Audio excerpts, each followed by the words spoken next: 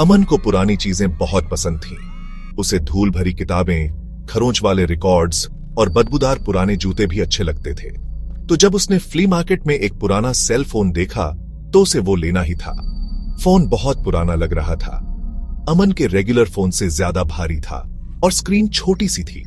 बेचने वाला आदमी, जिसका एक दांत नहीं था, मुस्कुराया। $5, उसने कर्कश आवाज में कहा। अमन ने झट से पैसे दे दिए। उस रात अमन अपने बिस्तर पर बैठा फोन के साथ खेल रहा था। उसने उसे ऑन किया। स्क्रीन हल्के हरे रंग में जल उठी। उसमें सिर्फ एक कॉन्टैक्ट था, लिखा था MOM। अमन को ठंड लग गई। उसकी मां 2 साल पहले गुजर गई थी। अमन ने फोन तुरंत बंद कर दिया। बेवकूफी है, वो खुद से बोला। बस एक कोइंसिडेंस होगा। पर उसके पेट में एक अजीब सी बेचैनी थी जो जा ही नहीं रही थी। ठीक आधी रात को फोन अचानक चालू हो गया। स्क्रीन तेज हरे रंग में चमक उठी। MOM लिखा हुआ दिख रहा था। फोन की वाइब्रेशन से बेड साइड टेबल जोर से हिल रहा था। अमन का दिल जोर से धड़क रहा था। वो डर के मारे हिल भी नहीं पा रहा था, बस फोन को घूर रहा था। आखिरकार फोन बजना बंद हो गया। अमन ने एक लंबी सांस ली। जो वो कब से रोके हुए था उसे पता ही नहीं चला। अगली रात फिर वही हुआ। 12 बजते ही फोन बज उठा। स्क्रीन पर MOM चमक रहा था।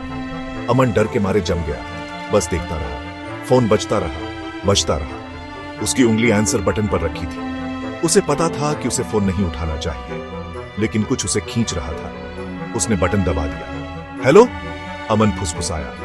लाइन पर एक पल के लिए सन्नाटा छा गया। फिर एक आवाज आई, एक भयानक कर्कश आवाज। बेटा, आवाज फुसफुसाई। मैं घर आ गई हूं, दरवाजा खोल दे। Open the door.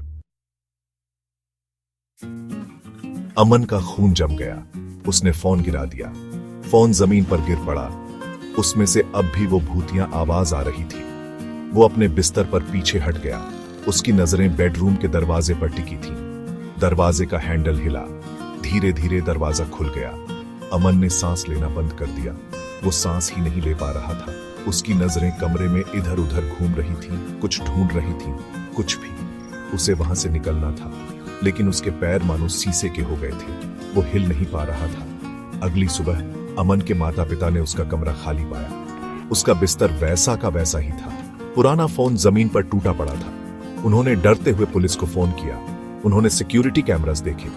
फुटेज में दिखा कि अमन के बेडरूम का दरवाजा अपने आप खुल गया। फिर एक धुंधली सी आकृति कमरे में आई। एक औरत, खून से सनी चादर ओढ़े हुए। पुलिस ने हफ्तों तक खोजबीन की। उन्हें कुछ नहीं मिला। अमन का कोई निशान नहीं। सिक्योरिटी फुटेज वाली औरत का भी कोई पता नहीं। अमन के माता पिता बिल्कुल टूट गए थे। उन्हें समझ नहीं आ रहा था कि उनके बेटे के साथ क्या हुआ। पुराना फोन पुलिस ऑफिसर की डेस्क पर रखा था। उसकी स्क्रीन बंद थी। फिर वो झिलमिलाई। एक मैसेज आया। मैसेज एक पल के लिए स्क्रीन पर रहा, फिर गायब हो गया। फोन फिर से बंद हो गया। ऑफिसर उसे देखता रहा। उसकी रीढ़ में सिहरन दौड़ गई। वो जानता था अमन जा चुका था, किसी बुरी चीज के साथ। कोई चीज जो दीवारों से गुजर सकती थी, कोई चीज जो खुद को मां कहती थी।